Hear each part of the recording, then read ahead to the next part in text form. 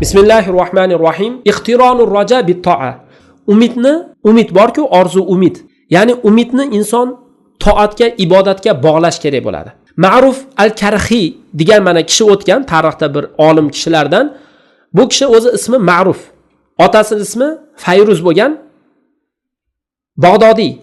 Abu Mahfuz. O'zini asrini barakasi deb aytiladi bu odam. O'zini asrini xuddi bir barakasi bo'lgan. Iroq ahlini eng ibodat qiladigan odamlardan bo'lgan. Hijriy 200-sanada vafot etgan. Endi mana shu Ma'ruf al-Karxiy rahimahulloh aytib beradi. Roja'uka li rahmati man la tuti'uhu khuzlanun va humqun. Sen o'zing unga itoat qilmaydigan zotni rahmatini umid qilishing o'zi bu bir xorlik, bir ahmoqlik degan. Ya'ni bu yerda sen unga itoat qilmaydigan kishini rahmatini umid qilishing degani, ya'ni kimga itoat qilishimiz kerak o'zi aslida? Allohga. Yana Allohga itoat qilmayapmiz, gunoh ma'siyatlarda yuribmizlar, jannatga kiraman, unday bo'laman, bunday bo'laman deb turib orzu umidda yurishing bu o'zi bir xorlik, bir ahmoqlik.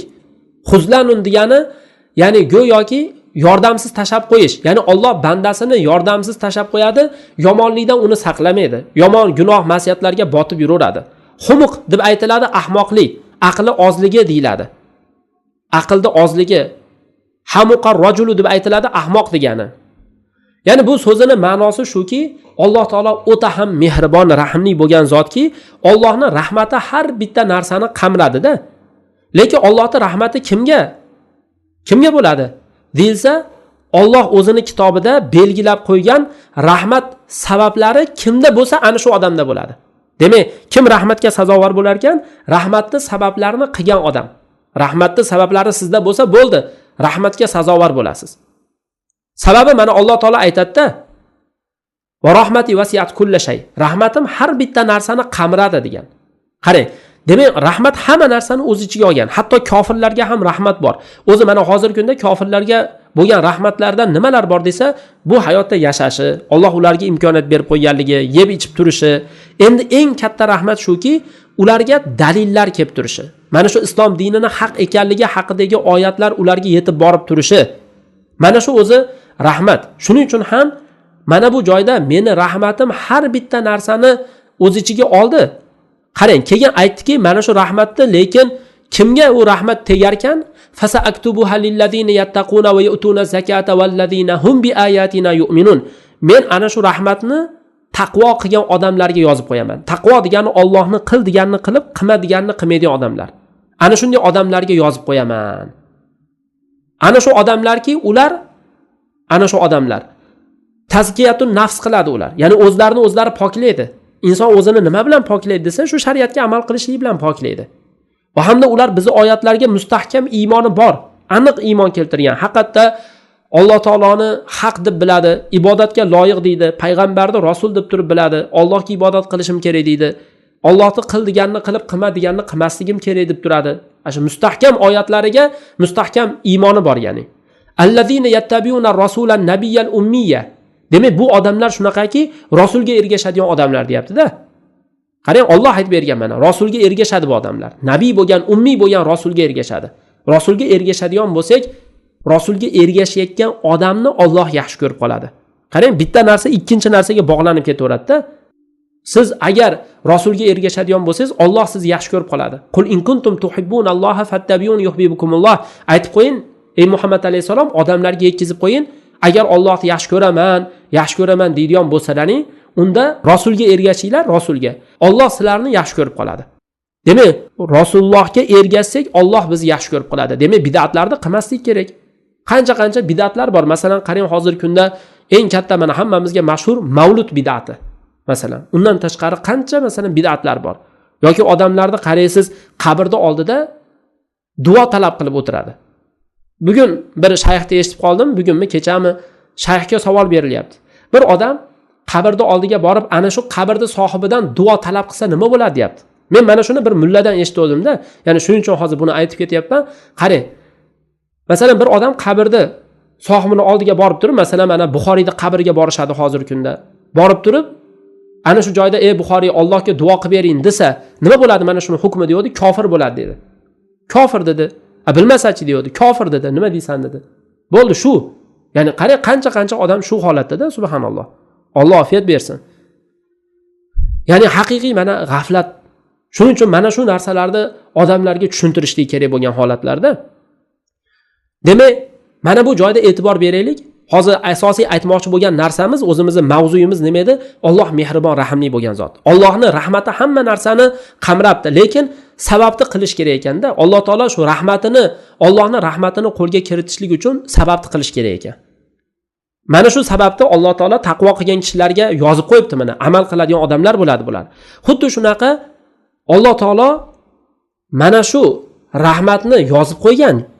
Kimga deydigan bo'lsa, ya'ni xilof qilgan odamlarga, osiy bo'lgan odamlarga ham Allohning rahmati yetib turadi. Lekin mana shu odam Allohga tavba qilsa yetadi-da. Masalan qarang. Ba'zida insonga Allohning rahmati keladi. Qanday holatda keladi deyilsa, Allohning rahmati shunday holatda keladiki, shunday holatda. Gunoh ma'siyatlarni qiladi-da, ana shunga Allohning rahmati keladi, birdan bu gunoh ma'siyatlarni tashlaydi. Demak, Allohning rahmati mana shu gunoh ma'siyatlarni tashab, inson to'g'ri yo'lga yana qadam qo'yishi. Ayni mana shu narsani Alloh taolo bizga aytib beradi. Kataba robbuka ala nafsihi rahmah. Robbingiz o'ziga rahmatni yozib qo'ydi. Annahu man amila minkum. Sizlardan kimda kim bir yomonlikni bilmasdan qilsa, thumma taba min ba'di, shundan keyin tavba qilsa, isloh qilsa, mana yomonlikni qildimi? Ana shu yomonlikni to'g'rilasa, isloh qilsa, fa annahu g'afurur rahim. Alloh kechiruvchi, rahimli bo'lgan zot. Demak, kim mana shunday qiladigan bo'lsa, mana shuni amalga oshirsa, bo'ldi, unga Allohning rahmati yetadi inshaalloh. Va hamda Alloh taolo o'zini bandalarini Alloh taolo tarafidan odamlarga tushgan narsaga chiroyli ergashishlikka buyurib qo'ydi. Ya'ni mana shu Qur'onga, hadisga chiroyli suratda sizni bizni ergashishimizga buyurdi. Va yana Allohning azobidan qo'rqitishga bog'lagan Alloh shuni.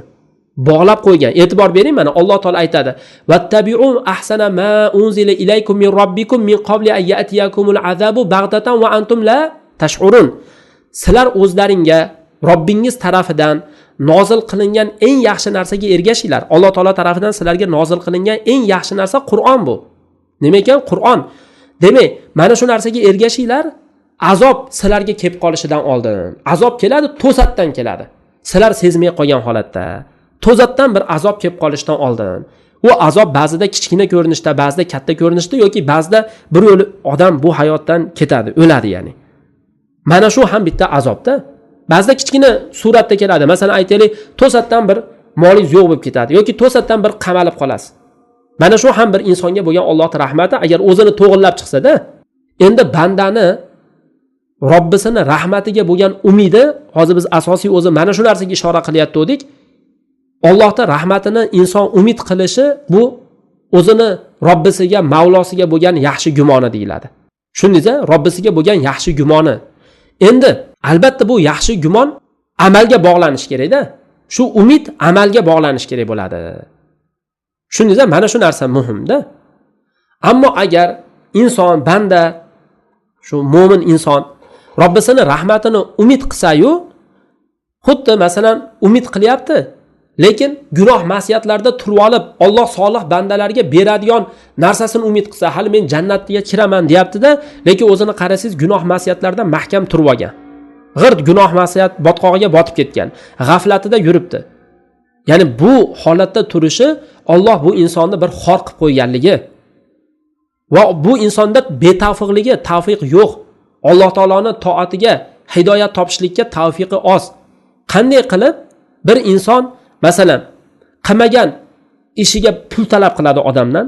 Misol uchun-da mana o'xshatib aytadigan bo'lsak, masalan mana shu joyda ertalabdan kechgacha ish qilsang, senga paloncha so'm beraman. Mana ertalabdan kechgacha ish qilgin, 1000 so'm beraman deyapti. Ish qilmadi masalan. Ertalabdan kechgacha o'tirdi ana shu joyda. Qanday u odam olishga haqqi bo'ladi? Demak, qilsa keyin haqqi bo'ladimi? Xuddi shunaqa mana shu hayotda ham Alloh taolo siz bilan bizga amalga tavfiq bermasa o'zi qila olmaymiz, lekin amalni qilishga biz buyurilganmiz mana. Amalni qilishimiz kerak, albatta Alloh taolaning tavfiqi bilan. Endi gunoh ma'siyatlarga o'rganib qolib, gunoh ma'siyatlarda davom etishdan ko'ra kattaroq sharmandalik yo'q. qanday kattaroq bir sharmandalik, qanday xorlik bo'lishi mumkin gunoh masiyatlarga o'rganib qolishdan ko'ra. Keyin najot sabablarini olishni tark qilgandan ko'ra, ya'ni masalan najot sabablariga intilmayapmizda, balki bu yoqda o'zimizni halokatga otadigan narsalarni ushlab olganmiz. Qanday ahmoqlik bo'ladi? Juda ham bir ahmoqlik bo'ladiki, rahmatni talab qilib tursa, shu rahmatga haqli bo'lmaydigan kishilar rahmatni talab qilib tursa, jannatga kirishim kerak men deb turibdi-da, bu yoqda shirk qilib yotibdi yoki har qanday bir botqoqlarga botib yuribdi. Alloh taolo o'zi ofiyat bersin. Mana shu joyda to'xtaymiz. Vallohu a'lam.